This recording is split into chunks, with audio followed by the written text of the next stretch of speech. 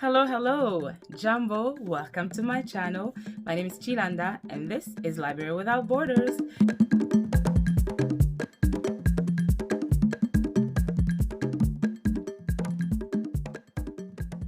Okay, guys, today I'm jazzed up. You know why? One, it's Black History Month. Two, it's almost Valentine's Day. And three, I finally read Before I Let Go. Before we even get into it, check this afro. Okay.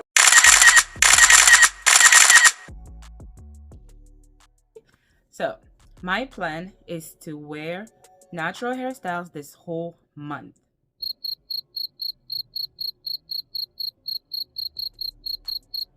I know. I don't know if I'll follow through because, maintaining natural hair, it's a lot of work. So don't quote me on this, but I'll try, okay?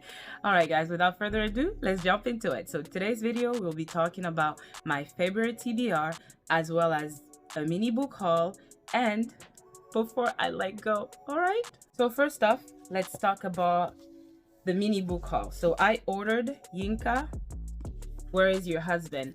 By Lizzie Damilola Blackburn. It goes as follows. Yinka's Nigerian aunties frequently pray for her delivery from singledom. Her work friends think she's too traditional, her girlfriends think she needs to get over her ex already, and the men in her life. Well, that's a whole other story. But Yinka herself has always believed that true love will find her. And when her cousin Rochelle gets engaged, Yinka commences Operation Wedding Date. Aided by her spreadsheet and her best friend, she's determined to succeed. Okay, I'm excited to read, but this will not be part of my TBR. It'll be probably for the month of March because my list of books to read this month is pretty long, guys, and I don't even know if I'll get through all of them. Next on my list is Yellow Wife by Sadika Johnson. A few booktubers have been talking about this book, so I was like, I gotta pick it up. So it goes as follows. Born on a plantation in Charles City, Virginia, Phoebe Dolores Brown has lived a sheltered life. Shielded by her mother's position as the estate's medicine woman and cherished by the master's sister, she's set apart from the others on the plantation, belonging to neither world. She'd been promised freedom on her 8th birthday, but instead of the idyllic life she imagined with her true love, Essex Henry, Phoebe is forced to leave the only home she has ever known. She unexpectedly finds herself thrust into the bowels of slavery at the infamous Devil's Half Acre, a jail in Richmond, Virginia, where the enslaved are broken, tortured, and sold every day. There, Phoebe is exposed not just to her jailer's cruelty, but also to his contradictions. To survive, Phoebe will have to outwit him, even if it means making the ultimate sacrifice. My gosh, this is already breaking my heart. Okay, I don't think I'll be able to read this month because I'm already reading another book in that department. So I'm reading The Polished Whole by Austin Clark. So I think I will leave this for the month of March. Third on my list is Someday Maybe by Oni Nwabineli. I don't know if I'm saying correctly, so I'm so sorry. So, here are 3 things you should know about my husband. He was the great love of my life despite his penchant for going incomuniciado. He was, as far as I and everyone else could tell, perfectly happy, which is significant because on New Year's Eve, he killed himself. And here is one thing you should know about me. I found him. Bonus fact, no, I am not okay. That's it. That's all. That already hurts me. I don't know what to expect. There'll probably be some triggers. I will have to look for them. But this also will be for the month of March. There you have it. That's my mini book haul. Next, let's talk about the books that I've decided that I will be reading for the month of February, also in honor of Black History Month. Okay, first off, we have The Black God's Drums by Jelly Clark. So this book is fairly small, so I know I will finish it real quick, but it talks about a young lady whose name is Creeper, and she lives on the street, and she has a plan of escaping the street life by getting into this airship. And her plan is to use a secret that she overheard crew members talk about, and that secret is about a Haitian scientist who has the Black God drums, and it's basically a cannon that will be unleashed into the air, and it will kill people of New Orleans. And she's also possessed by a goddess called Oya, and she will meet this captain who's also possessed by another goddess, and they're all goddesses of Africa, by the way. And the goddess name is Oshun. So it's basically following these two into a journey of basically going to find that Haitian scientist before they kill people of New Orleans. So yay. Next on my list is Jinigoro, Ties That Tether. Okay, so this book, again, it's a little bit like the other book about Yinka, Where's Your Husband? So we follow a Nigerian girl who lives in Canada, and she's basically fallen in love with a white man. She has a mom who's very overbearing, who's condescending, and who's really, really involved in her love life. And she just tries to like match her daughter with men that are from Nigeria, because apparently she made a promise to her dad who passed away that she would marry a Nigerian person, but then she's in Canada and she's caught up between these two cultures, her Nigerian culture as well as her Canadian culture, and she falls in love with a white man. And basically you follow her going through all these pains of, you know, of wanting to stick to her culture by going out with the man that her mom chooses for her, and also being caught up with following her heart and falling in love with a white man. Yay! So next in my books to read is The Son of the House by Chiluchi Onyemulukwe Onubia. I am so sorry. I feel like I have a lot of books coming from Nigerian authors, which is great. I don't know if I did that on purpose. I'm not sure. But it goes as follows. In the Nigerian city of Enugu, young Nwamobulu, a housemaid since the age of 10, dreams of becoming a typist as she endures her employer's endless chores. She's tall and beautiful and in love with the rich man's son. Educated and privileged, Julie is a modern woman, living on her own. She's happy to collect the gold jewelry love-struck Eugene brings her, but has no intention of becoming his second wife. When a kidnapping forces Nwabulu and Julie into a dark room years later, the two women relate the stories of their lives as they await their fate.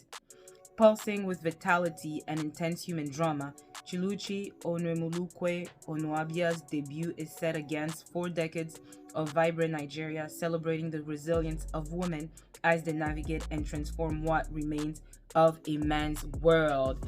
Can't wait to read this. Okay. Next, we have Night Crawling by Layla Motley.